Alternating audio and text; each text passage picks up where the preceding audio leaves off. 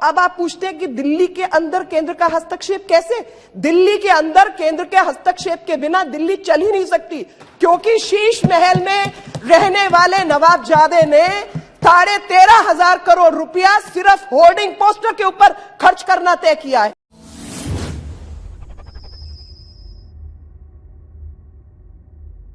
एक व्यक्ति नवाबजादा बन गया है आम आदमी कहते कहते, और वो भूल गया है कि चुने हुए नेता, चाहे कॉरपोरेटर हो, चाहे लेजिस्लेटिव असेंबली से एमएलए हो, चाहे एमपीज हो, सबकी जवाबदेही अपने लोकतंत्र में बैठे हुए व्यक्ति के प्रति है। और यहां पर अपनी सब चीजों से हाथ जोड़कर कह देना कि भैया केंद्र की सरकार काम नहीं करने देना चाहती, हम तो करना चाहते हैं। तो मैं इनसे पूछना चाहती हूं, जैसे इससे पहले मेरे कई मित्रों ने कई सारे उदाहरण दिए हैं, मैं उन उदाहरणों पर नहीं जाऊंगी, पर एक रैपिड रेल ट्रांसपोर्ट सिस्टम के लिए इनके पास 400 करोड़ रुपया नहीं है, तो कौन काम नहीं करने दे रहा? एक तरफ कहते हैं हमने इतने स्कूल बना दिए, कॉलेज बना दिए, केंद्र सरकार के खड़े हुए कॉलेजेस और स्कूल्स वो केंद्र सरकार ने बना के दिए। 300, 500 करोड़ केंद्र सरकार ने लगाया, जाके अपनी फट्टी टांग के आ जाते हैं। दिल्ली के अंदर जब मेडिकल चीजों की व्यवस्था की बात आती है तो एम्स केंद्र सरकार चलाती है, सफदरजंग केंद्र सरकार चलाती है, लेडी हार्डिंग, लेडी इरविन सब केंद्र सरकार चलाती है। कई लाख करोड़ रुपए का खर्चा केंद्र सरकार करती है, अर्बन डेवलपमेंट मंत्रालय करता है। जब इनको कहा गया G20 है, सड़कें ठीक कर लो, तो कहते हैं हम पैसे नहीं देंगे। 700 करोड़ रुपया रोड ट्रांसपोर्ट मंत्रालय ने दिल्ली को दिया है। तो अब आप पूछते हैं कि दिल्ली के अंदर केंद्र का हस्तक्षेप कैसे? दिल्ली के अंदर केंद्र के हस्तक्षेप के बिना दिल्ली चल ही नहीं सकती, क्योंकि शीश महल में रहने वाले नवाबजादे ने 13,500 करोड़ रुपया सिर्फ होर्डिंग पोस्टर के ऊपर खर्च करना तय किया है।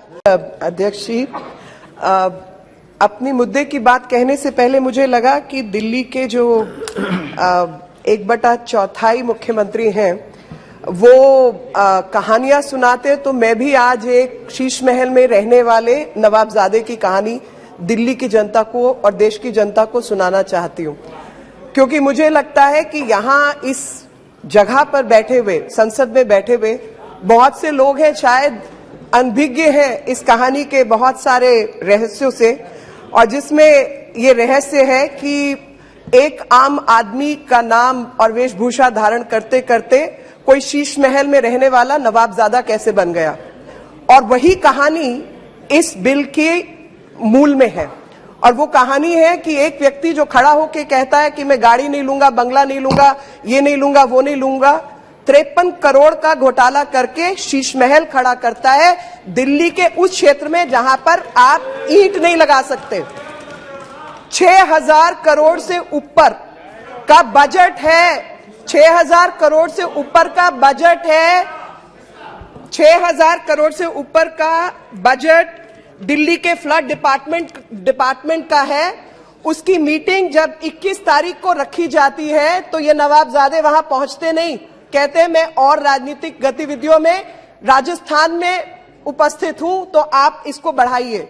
उसकी तारीख 23 की जाती है, 23 को भी ये उस वहां पर नहीं पहुंचते, फिर उसको बढ़ाकर 26 या 30 की जाती है, और उसमें कहा जाता है कि मेरे जगह पर, मेरे बिहाफ पर आतिशी मरलेना इसको अटेंड करेंगी। आतिशी मरलेना जो दूसरी मंत्री हैं वो भी नहीं पहुंचती 30 तारीख को, और उस तारीख को बढ़ाकर 6 तारीख को कर दिया जाता है, जब दिल्ली के अंदर कम पानी छोड़ने पर बाढ़ आ जाती है। 2 साल से दिल्ली फ्लड कंट्रोल डिपार्टमेंट की मीटिंग ही नहीं हुई, और जब 3 लाख क्यूसेक के आसपास पानी छोड़ा गया, दिल्ली में बाढ़ आ गई। 8-8 लाख क्यूसेक पानी दिल्ली में छोड़ा गया, तब बाढ़ नहीं आई। ये बात मैंने इसलिए शुरू की कि आज जब यहां बैठे हुए लोग जिक्र करते हैं दिल्ली का, तो वो भूल जाते हैं कि दिल्ली राज्य नहीं है। और इसीलिए मैंने कहा 1/4 मुख्यमंत्री, क्योंकि पहले तो आधी ताकत कोर्ट ने ही मान लिया कि law and order, land, all these issues will go to central government. ले दे के एक विषय बचा था जिसके ऊपर सारा झगड़ा है, सारा मामला फंसा सर्विसेज के ऊपर। और जब सर्विसेज की बात आई तो सर्विसेज क्यों आवश्यक हुई? मेरे से पूर्व में बोलने वाले मेरे अन्य दल के मित्रों ने कहा कि इंटरप्रिटेशन का अधिकार सिर्फ और सिर्फ सुप्रीम कोर्ट को है। अब अगर हम सब मानते हैं कि इंटरप्रिटेशन का अधिकार सुप्रीम कोर्ट को है, तो सुप्रीम कोर्ट ने ही अपने निर्णय में तय किया है कि दिल्ली जो है वो यूनियन टेरिटरी का अधिकार रखती है, वो स्टेट नहीं है। और यूनियन टेरिटरी चाहे दिल्ली हो या पौंडीचेरी हो, सेंटर का उसमें अधिकार है। और जब विल ऑफ द पीपल की बात आती है तो प्रेसिडेंट ऑफ इंडिया से बड़ा तो विल ऑफ द पीपल कोई और रिप्रेजेंट नहीं करता। प्रधानमंत्री से बड़ी विल तो एक शहर का मुख्यमंत्री रिप्रेजेंट नहीं करता, जहां पर 7 सांसदों को चुनकर भी इसी दिल्ली की जनता ने भेजा है। तो जब ऐसी ऐसी मुश्किलें आती हैं दिल्ली में, मैं कोविड याद दिलाना चाहती हूं या बैठे हुए सब लोगों को, पूरे देश की रिक्वायरमेंट कोविड से पहले ऑक्सीजन की 972 मेट्रिक टन थी, पूरे देश की, जो लिक्विड ऑक्सीजन की, लिक्विड मेडिकल ऑक्सीजन चाहिए होती थी एलएमओ की। कोविड आया, भाई साहब ने एक तो अस्पताल नहीं बनाया, किसी की कोई मदद नहीं की, भोजन की व्यवस्था नहीं की, कोई काम नहीं किया। और ले देकर, क्योंकि दिल्ली कैपिटल सिटी है, पूरा देश और अंतर्राष्ट्रीय व्यवस्थाओं की निगाह यहां लगी रहती है, तो केंद्र सरकार को कूदना ही पड़ेगा। आप कैसे कह सकते हैं कि भाई सांसद काम नहीं करेंगे? सांसद बेचारे इंटरवीन नहीं कर सकते, लेकिन उनके ऊपर रिस्पॉन्सिबिलिटी निश्चित की जाती है। जब रिस्पॉन्सिबिलिटी निश्चित की जाती है तो केंद्र सरकार ने सुप्रीम कोर्ट में कहा कि भाई 972 मैट्रिक टन दिल्ली के लिए बहुत अधिक है, हम इतनी सिर्फ दिल्ली को नहीं दे सकते, पूर्वोत्तर के राज्यों से जहां पर आयरन एंड स्टील मैन्युफैक्चरिंग होती है, वहां से ऑक्सीजन को काट करके लाना दिल्ली। और आप अंदाजा लगाइए कि केंद्र सरकार ने क्या कुछ नहीं किया। क्रायोजेनिक टैंकर्स, हवाई जहाज, ट्रेन, सब कुछ लगाकर ऑक्सीजन लेकर आए और लाकर दिल्ली के बॉर्डर पे ऑक्सीजन खड़ी कर दी। बोला जी बताइए कहां भेजनी है, तो उसकी अव्यवस्था थी, इनको पता नहीं था कहां भेजनी है। और जो प्राइवेट अस्पतालों की अपनी व्यवस्था थी ऑक्सीजन लाने की, खरीदने की, उसको तहस नहस करके इन्होंने सरकारी अस्पतालों में वहां पर भेज दिया जहां पर कोई व्यवस्था खड़ी नहीं की थी। दिल्ली के अंदर जब मेडिकल चीजों की व्यवस्था की बात आती है तो एम्स केंद्र सरकार चलाती है, सफदरजंग केंद्र सरकार चलाती है, लेडी हार्डिंग, लेडी इरविन सब केंद्र सरकार चलाती है। कई लाख करोड़ रुपए का खर्चा केंद्र सरकार करती है, अर्बन डेवलपमेंट मंत्रालय करता है। जब इनको कहा गया G20 है, सड़कें ठीक कर लो, तो कहते हैं हम पैसे नहीं देंगे। 700 करोड़ रुपया रोड ट्रांसपोर्ट मंत्रालय ने दिल्ली को दिया है। तो अब आप पूछते हैं कि दिल्ली के अंदर केंद्र का हस्तक्षेप कैसे? दिल्ली के अंदर केंद्र के हस्तक्षेप के बिना दिल्ली चल ही नहीं सकती, क्योंकि शीश महल में रहने वाले नवाबजादे ने 13,500 करोड़ रुपया सिर्फ होर्डिंग पोस्टर के ऊपर खर्च करना तय किया है। और इसलिए यह बिल लाना पड़ा, और यह बिल लाना पड़ा क्योंकि दिल्ली की जनता जवाब हमसे मांगती है। आप जैसों के घर में जब पानी भर जाता है तो आप भी एनडीएमसी को फोन लगाते हैं, दिल्ली सरकार को फोन नहीं लगाते। 70,000 करोड़ का घोटाला जल बोर्ड में होता है तो उसकी जवाबदेही किसी की नहीं होगी। इस एक्ट के, इस बिल के मूल में जो भावना है वो भावना यही है कि एक व्यक्ति, सबने जिम्मेवारियों की और तमाम चीजों की बात की, एक व्यक्ति नवाबजादा बन गया है आम आदमी कहते कहते, और वो भूल गया है कि चुने हुए नेता, चाहे कॉरपोरेटर हो, चाहे लेजिस्लेटिव असेंबली से एमएलए हो, चाहे एमपीज हो, सबकी जवाबदेही अपने लोकतंत्र में बैठे हुए व्यक्ति के प्रति है। और यहां पर अपनी सब चीजों से हाथ जोड़कर कह देना कि भैया केंद्र की सरकार काम नहीं करने देना चाहती, हम तो करना चाहते हैं। तो मैं इनसे पूछना चाहती हूं, जैसे इससे पहले मेरे कई मित्रों ने कई सारे उदाहरण दिए हैं, मैं उन उदाहरणों पर नहीं जाऊंगी, पर एक रैपिड रेल ट्रांसपोर्ट सिस्टम के लिए इनके पास 400 करोड़ रुपया नहीं है, तो कौन काम नहीं करने दे रहा? एक तरफ कहते हैं हमने इतने स्कूल बना दिए, कॉलेज बना दिए, केंद्र सरकार के खड़े हुए कॉलेजेस और स्कूल्स वो केंद्र सरकार ने बना के दिए। 300 500 करोड़ केंद्र सरकार ने लगाया, जाके अपनी फट्टी टांग के आ जाते हैं।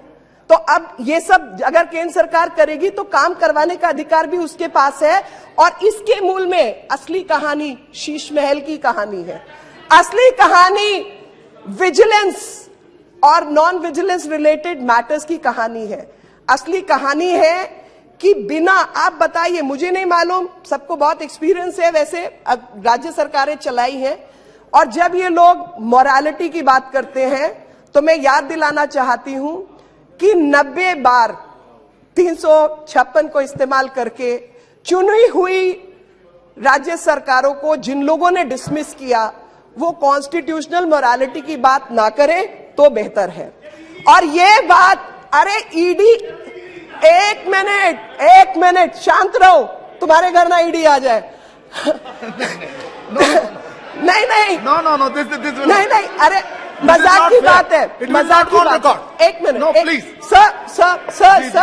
सर, मैं जो कहना चाहती हूँ, टूल्स ऑफ गवर्नेंस कि यहां पर लोग वायलेट कर करके देश का पैसा बाहर ले जाते रहेंगे और ईडी काम नहीं करेगा। आप देश की जनता को चूना लगाते रहेंगे और सीबीआई काम नहीं करेगी। आप गुंडागर्दी करते रहेंगे। दिल्ली के अंदर अगर डोनाल्ड ट्रंप जैसा व्यक्ति आता है तो राइट्स करेंगे और पुलिस काम नहीं करेगी। क्या ऐसी व्यवस्था आप चाहते हैं? अल्टीमेटली ये सब टूल्स ऑफ गवर्नेंस हैं और टूल्स ऑफ गुड गवर्नेंस अगर इस्तेमाल नहीं होते इसका मतलब आप भ्रष्टाचारी हैं, क्योंकि ये टूल्स आप नहीं इस्तेमाल कर रहे। और आज जब दिल्ली की बात आती है, जब इस पर्टिकुलर इनैक्टमेंट की बात आती है, तो मैं इस इनैक्टमेंट में एक चीज याद दिलाना चाह रही हूं, क्योंकि मैंने कहानी शुरू की थी शीश महल में रहने वाले नवाबजादे की। तो शीश महल में रहने वाले नवाबजादे कहा कि 370 पेज मेरे पास हैं शीला दीक्षित जी के खिलाफ जिन्होंने भ्रष्टाचार किया है, और जब वो खुद मुख्यमंत्री बने तो वो 370 पेज तो खो गए। उन 370 पेज का तो हिसाब किताब कहीं आया नहीं। और आज विडंबना देखिए, उन्हीं के हाथ पैर जोड़े जा रहे हैं, उन्हीं के साथ अलायंस की जा रही है, उन्हीं के साथ गठबंधन किया जा रहा है, ताकि भ्रष्टाचार को कैसे रोकने की बजाय कैसे बढ़ावा मिलता रहे। और कानूनी व्यवस्था, और जैसे मैंने पहले कहा कि कोई बीमारी होती है तो थोड़ा लाचार कर देती है, पर लाइलाज तो नहीं होती। इसी तरीके से संविधान के अंदर लाइलाज कुछ भी नहीं है। अगर बीमारी पैदा होगी तो उसका इलाज भी होगा। और खास तौर पे दिल्ली के अंदर जिन्होंने डेंगू की बीमारी फैलाने का काम किया, कोरोना की बीमारी फैलाने का काम किया, काम नहीं करने का काम किया, इलाज तो होगा ना उसका भी। और ये उसी का इलाज है। आप अंदाजा लगाइए, मैं बाढ़ की बात बार बार लेके आ रही हूं। बाढ़ की बात में 6,500 करोड़ रुपया फ्लड डिपार्टमेंट का खर्च हो जाता है। 250-260 लोग उसमें काम करते हैं। और जब बात की जाती है तो हरियाणा ने नहीं किया, उसके बीच पंजाब आता नहीं, हिमाचल ने काम नहीं किया, बाकी सबने काम नहीं किया। ये बहुत खास है, इन्होंने काम किया। और फाइनली जब उसमें मिलिट्री को एंगेज करना पड़ता है, आर्मी को लाना पड़ता है, आर्मी के गोताखोर लगते हैं, तो लास्ट लाइन पहले होता है 20 घंटे लगातार काम करने के बाद में आज वो बराज के गेट खुले और वो बराज के गेटों से सक्शन पंप लगा के, कंप्रेसर लगा के हमने सिल्ट को हटाया। तो भाई सिल्ट कलेक्ट कैसे हुई जब 6,500 खर्च हो गया, ये तो समझा दो। और मिलिट्री के गोताखारों को बाद में धन्यवाद।